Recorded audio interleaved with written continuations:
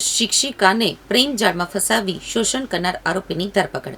બીમાર પતિની સારવારમાં મદદ કરવાના બહાને સંબંધ કેળવ્યો અને અંગત પળોના વિડીયો પણ વાયરલ કર્યા. સુરત શહેરમાં એક ચોંકાવનારી ઘટના સામે આવી છે, જેમાં એક સરકારી શિક્ષિકાને બીમાર પતિની સારવારના બહાને પ્રેમ જાળમાં ફસાવીને તેનું શારીરિક અને આર્થિક શોષણ કરવામાં આવ્યું હોવાનો કિસ્સો પ્રકાશમાં આવ્યો.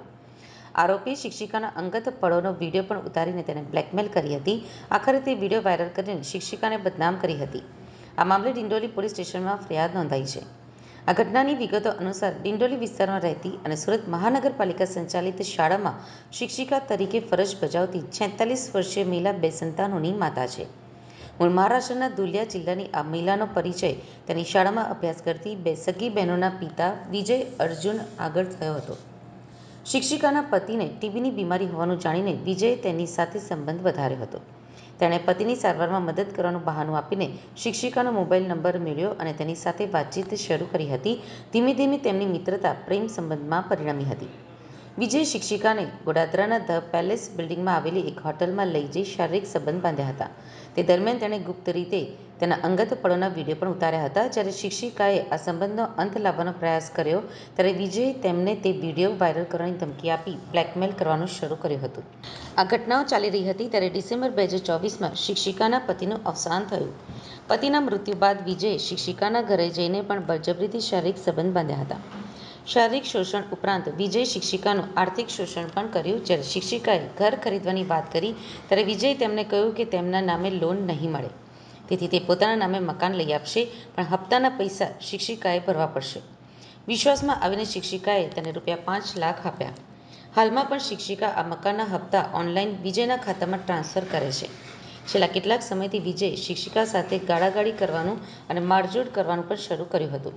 જ્યારે શિક્ષિકાએ ફરીથી આ સંબંધનો અંત લાવવાનું નક્કી કર્યું ત્યારે વિજયે તેને છરી બતાવીને તેમના બંને પુત્રો સહિત ત્રણેયને મારી નાખવાની ધમકી આપી હતી. તદુપરાંત તેણે શિક્ષિકાના અંગત વિડીયો વોટ્સએપ સ્ટેટસમાં મૂકીને તેને બદનામ કર્યા હતા. આખરે ત્રાસથી કંટાળીને શિક્ષિકાએ ડિંડોલી પોલીસ સ્ટેશનમાં વિજય વિરુદ્ધ શારીરિક અને આર્થિક શોષણ તેમજ બ્લેકમેલિંગની ફરિયાદ નોંધાવી છે. પોલીસે આ મામલે તપાસ હાથ ધરી છે.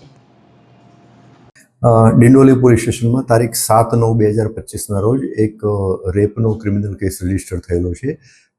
આ કેસની ટૂંક વિગત એવી છે કે આમાં જે ગુનાના જે ફરિયાદી જે છે એક શાળામાં શિક્ષિકા તરીકે નોકરી કરતા હતા અને આ કામના જે આરોપી જે છે એનું પૂરું નામ છે વિજય અર્જુન આગળે.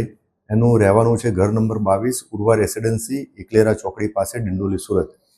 એમના પરિચયમાં આ ફરિયાદી બેન આવેલા હતા.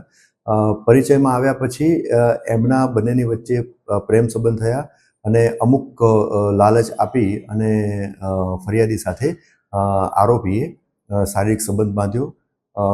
ગુનાની તપાસ દરમિયાન અને ફરિયાદની વિગત જોતા અમુક વખતે આ ફરિયાદી બેન જોડે આરોપીએ જબરજસ્તી પણ કરેલી છે અને જબરજસ્તી કરી અને શારીરિક સંબંધ બાંધેલા છે. તે સિવાય આ જે આરોપીએ ફરિયાદી પાસે એમને મકાન લઈ આપ્યું છું એમ કરી અને ઓનલાઈન ₹5 લાખ પણ ફરિયાદી પાસેથી આરોપી લીધેલા છે અને ત્યારબાદ આમને મારઝૂડ પણ ફરિયાદીને આરોપી કરતો હતો અને છેલ્લે આમના જે ફરિયાદીના જે દીકરાઓ જે છે એમને ચપ્પુ બતાવી અને જાનથી મારી નાખવાની ધમકી પણ આપેલી છે અને આ ફરિયાદી અને આરોપીના જે અંગત સમયના વિડીયો જે છે એ એમણે એમના વોટ્સઅપ સ્ટેટસમાં મૂકી અને વાયરલ પણ કરેલા છે. તો જે અનુસંધાને જ આ ફરિયાદી બેને આવી અને ફરિયાદ જાહેર કરેલી હતી અને જે અનુસંધાને ગુનો દાખલ થયેલો હતો. ગુનાની તપાસ દરમિયાન એકત્રિત થયેલ પુરાવા આધારે આરોપી વિજય અર્જુન આગળે નાઓની તપાસ કરનાર અધિકારીએ ધરપકડ કરેલી છે. હાલમાં પોલીસ કસ્ટડીમાં છે અને એને નામદાર કોર્ટમાં સમય મર્યાદામાં રજૂ કરવાનું છે. સર, શિક્ષિકા અને આરોપી એક સંપર્કમાં કેવી રીતે આવ્યા? જેમ મેં આપને વાત કરી એમ કે શિક્ષિકાબેન જે છે જે તે શાળામાં સર્વિસ કરતા હતા અને આરોપીના જે બાળકો હતા એ પણ એ જ શાળામાં ભણતા હતા, જેના કારણે જ આરોપી અને ફરિયાદી બેન એ પરિચયમાં આવેલા હતા. અને ત્યારબાદ આ જે ફરિયાદી બેન જે છે એમના પતિ પણ બીમારીથી પીડાતા હતા, એટલે એક સોફ્ટ કોર્નર બતાવી અને સિમ્પથી બતાવી અને એમને ફરિયાદી બેનના નજીકમાં ગયેલા હતા અને ત્યારબાદ પછી એ પ્રેમ સંબંધમાં અને પછી આમણે આરોપીએ ફરિયાદીને ત્રાસ આપવાનો અને મારઝૂડ કરવાનું અને અલગ અલગ રીતે હેરાન કરવાનું ચાલુ કરેલું હતું.